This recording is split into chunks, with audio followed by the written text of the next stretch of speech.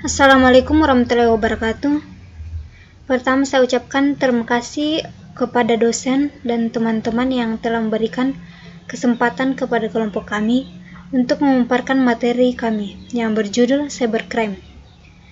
Nah, sebelum memasuki materi, saya akan memperkenalkan anggota-anggota kelompok saya, yaitu terdiri dari Asma, Erna, Apsari, Maharani, Muhammad Irfan, Muhammad Alpian, dan Fadel Muhammad.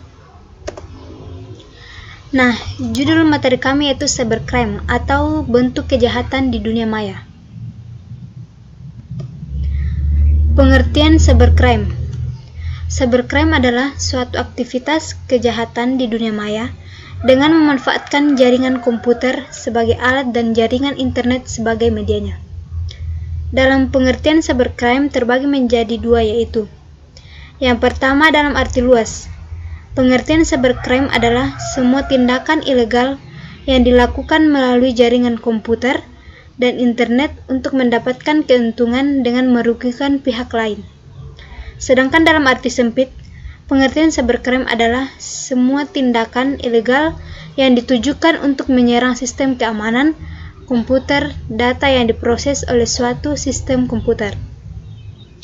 Menurut Andi Hamzah dalam bukunya, Aspek-aspek pidana di bidang komputer, mengartikan cybercrime sebagai kejahatan di bidang komputer secara umum dapat diartikan sebagai pengguna komputer secara ilegal. Adapun beberapa definisi lain mengenai cybercrime, yaitu yang pertama menurut Girasa, mendefinisikan cybercrime sebagai aksi kegiatan yang menggunakan teknologi komputer sebagai komponen utama. Yang kedua itu Tafani, yang memberikan definisi cybercrime, yaitu kejahatan di mana tindakan kriminal hanya bisa dilakukan dengan menggunakan teknologi cyber dan terjadi di dunia cyber. Ada beberapa kategori cybercrime. Yang pertama yaitu pembajakan, yang kedua penyalahgunaan, yang ketiga perusakan. Nah, motif kegiatan cybercrime terbagi menjadi dua, yaitu motif intelektual, yaitu di mana kejahatan yang dilakukan hanya untuk kepuasan pribadi dan menunjukkan bahwa dirinya telah mampu untuk merekayasa dan mengimplementasikan bidang teknologi informasi. Yang kedua itu motif ekonomi, politik, dan kriminal, yaitu kejahatan yang dilakukan untuk keuntungan pribadi atau golongan tertentu yang berdampak pada kerugian secara ekonomi dan politik pada pihak lain. Ada beberapa faktor penyebab cybercrime. Yang pertama yaitu akses internet yang tidak terbatas. Nah, di zaman sekarang ini internet bukanlah hal yang langka lagi, karena semua orang telah memanfaatkan fasilitas internet. Dengan menggunakan internet, kita diberikan kenyamanan, kemudahan, dan dalam mengakses segala sesuatu tanpa ada batasnya. Dengan kenyamanan itulah yang merupakan faktor utama bagi sebagian oknum untuk melakukan tindakan kejahatan cybercrime dengan mudahnya. Yang kedua itu kelalaian penggunaan komputer. Hal ini merupakan salah satu penyebab utama kejahatan komputer. Seperti kita ketahui, orang-orang menggunakan fasilitas internet selalu memasukkan semua data-data penting ke dalam internet, sehingga memberikan kemudahan bagi sebagian oknum untuk melakukan kejahatan. Yang ketiga itu mudah dilakukan dengan risiko keamanan yang kecil dan tidak diperlukan peralatan yang super modern. Yang keempat yaitu para pelaku merupakan orang yang pada umumnya cerdas, mempunyai rasa ingin tahu yang besar dan fanatik akan teknologi komputer. Yang kelima yaitu sistem keamanan jaringan yang lemah. Seperti kita ketahui bahwa orang-orang menggunakan fasilitas internet kebanyakan lebih mementingkan desain yang dimilikinya dengan menyepelekan tingkat keamanannya, sehingga dengan lemahnya sistem keamanan jaringan tersebut menjadi celah besar sebagian oknum untuk melakukan tindakan kejahatan. Yang keenam yaitu kurangnya perhatian masyarakat. Masyarakat dan penegak hukum saat ini masih memberi perhatian yang sangat besar terhadap kejahatan konvensional. Pada kenyataannya, para pelaku kejahatan komputer masih terus melakukan aksi kejahatannya.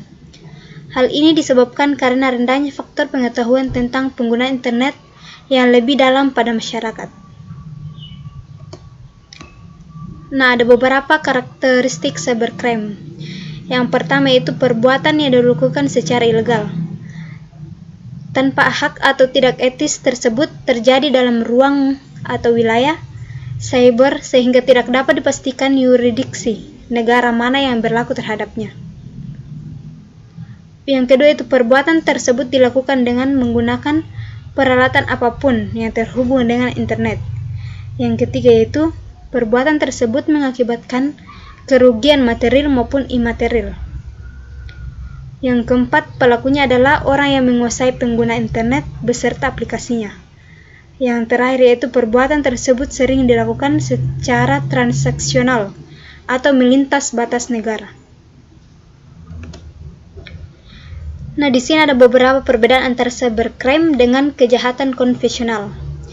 Yang pertama, cybercrime terdapat penggunaan teknologi informasi, alat bukti digital, pelaksanaan kejahatan atau non-fiksi, proses penyidikan melibatkan laboratorium forensik komputer, sebagian proses penyidikan dilakukan secara virtual undercover, penanganan komputer sebagai TKP, dalam proses persidangan keterangan ahli menggunakan ahli TI. Sedangkan kejahatan konvensional tidak ada penggunaan TI secara langsung, alat bukti atau bukti fisik terbatas menurut pasal 184 KUHP. Pelaku dan korban biasanya berada dalam satu tempat. Pelaksanaan penyidikan melibatkan laboratorium komputer. Proses penyidikan dilakukan di dunia nyata. Tidak ada penanganan komputer sebagai TKP. Dalam proses persidangan, keterangan ahli tidak menggunakan ahli TI. Nah, inilah beberapa perbedaan antara cybercrime dengan kejahatan konvensional.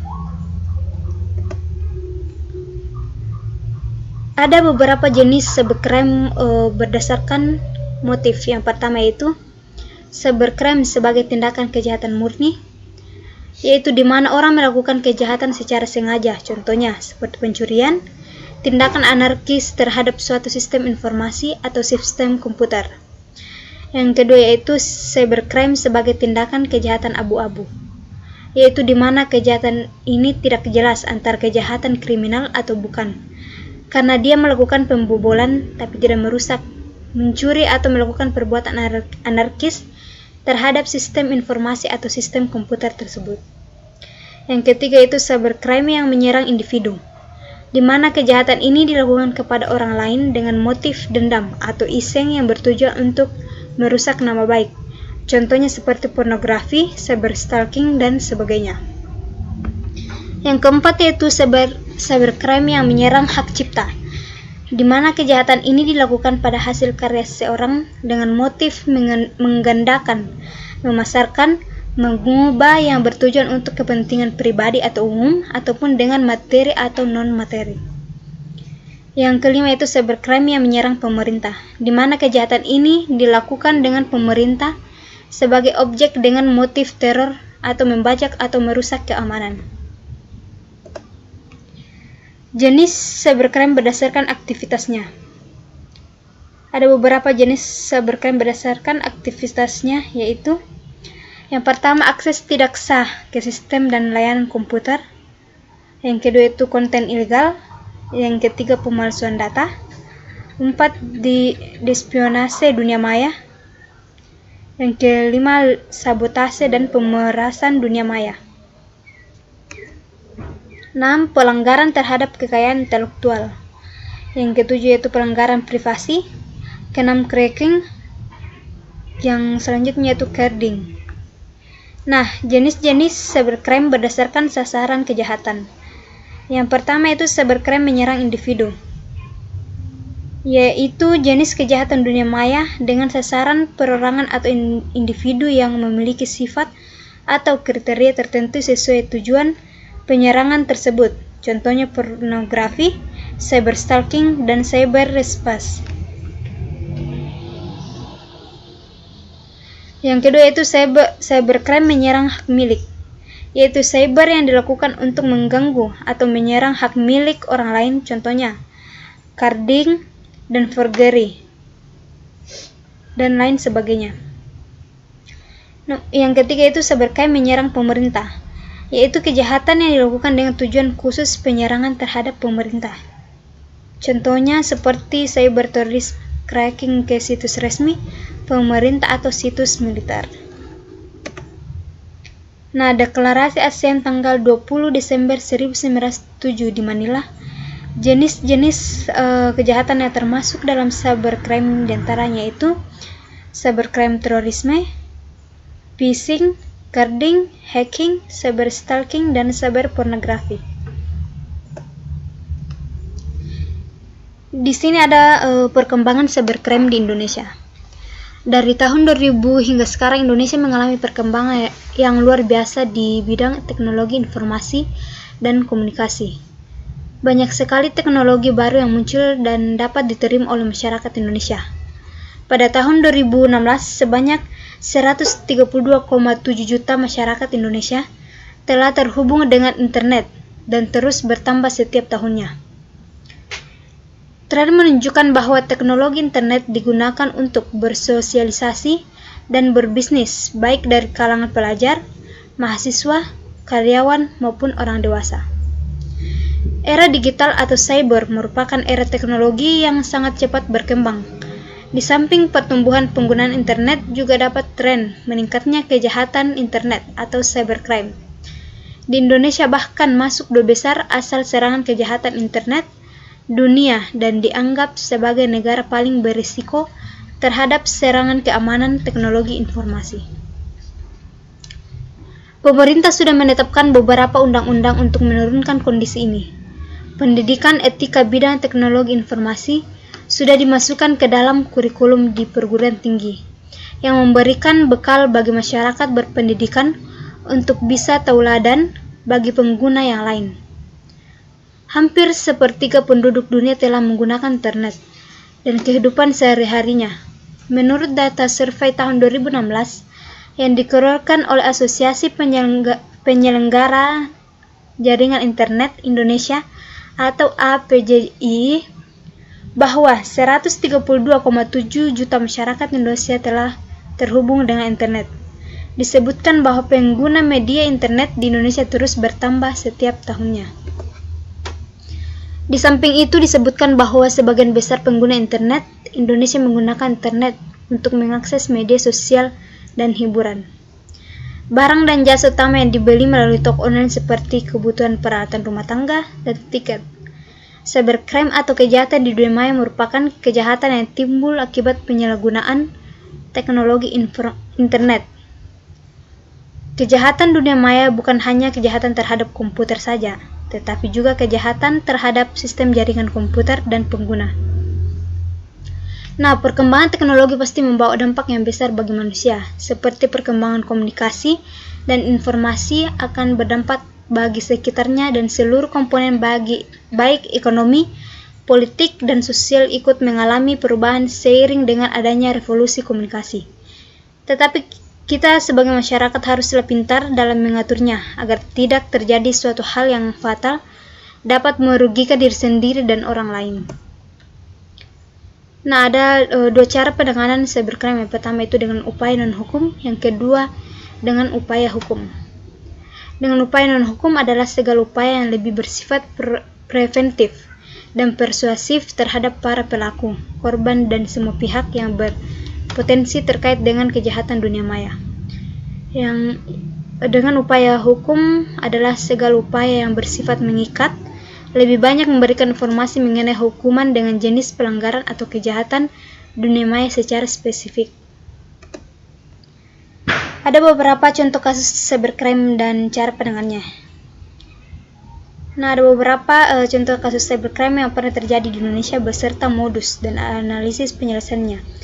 Yang pertama itu pada tahun 1982 telah terjadi penggelapan uang di bank melalui komputer sebagaimana diberikan Suara Pembaharuan edisi 10 Januari 1991 tentang 2 orang mahasiswa yang membobol uang dari sebuah bank swasta di Jakarta sebanyak 300 dengan menggunakan sarana komputer.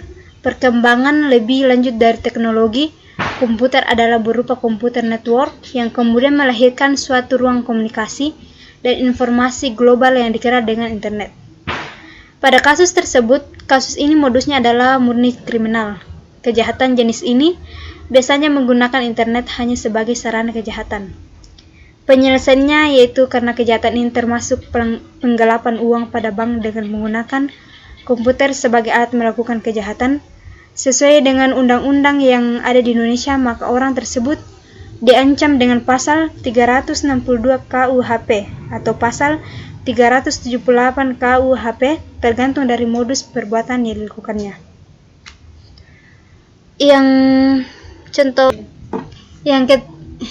Kasus berikutnya itu carding, salah satu jenis cybercrime yang terjadi di Bandung sekitar tahun 2003.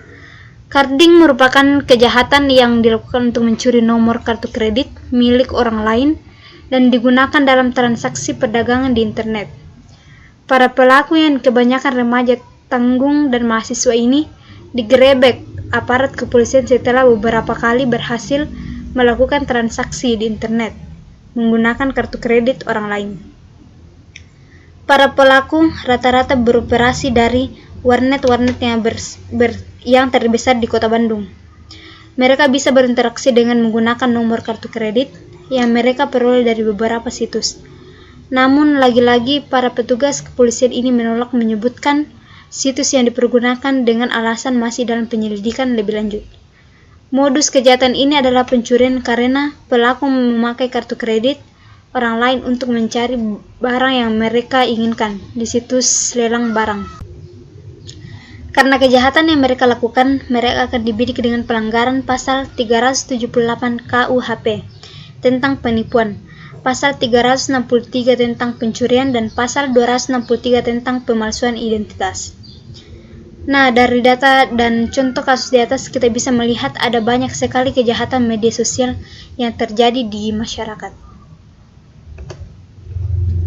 Beberapa langkah penting yang harus dilakukan setiap negara dalam penanggulangan cybercrime adalah yang pertama itu melakukan modernisasi hukum pidana nasional beserta hukum acaranya yang diselaraskan dengan konvensi internasional yang terkait dengan kejahatan tersebut. Yang kedua yaitu meningkatkan sistem pengamanan jaringan komputer nasional sesuai standar internasional. Yang ketiga yaitu meningkatkan pemahaman serta keahlian aparatur penegak hukum mengenai upaya pencegahan, yang investigasi dan penuntutan perkara-perkara yang berhubungan dengan cybercrime.